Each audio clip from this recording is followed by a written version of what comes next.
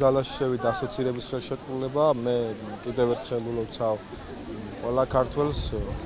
ეს არის ჩვენი მიღწევა ერთ-ერთი მნიშვნელოვანი, გარდა ამისა მადლობას ვუხდი საინფორმაციო ცენტრს ნატოსა და ევროკავშირის შესახებ, მათი დახმარებით დღეს მოხდა არაჩვეულებრივი ღონისძიება, სადაც ქართველები და უცხოელები ერთმანეთს რაღაც უზიარებენ გარკვეულ სიტუაციებს და საინტერესო იყო ის, რომ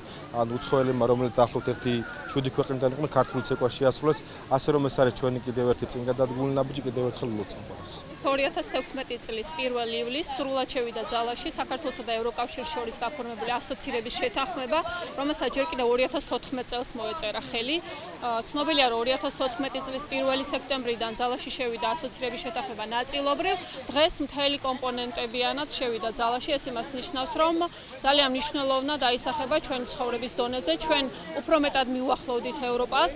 და ევროპული ცხოვრების სტანდარტებს.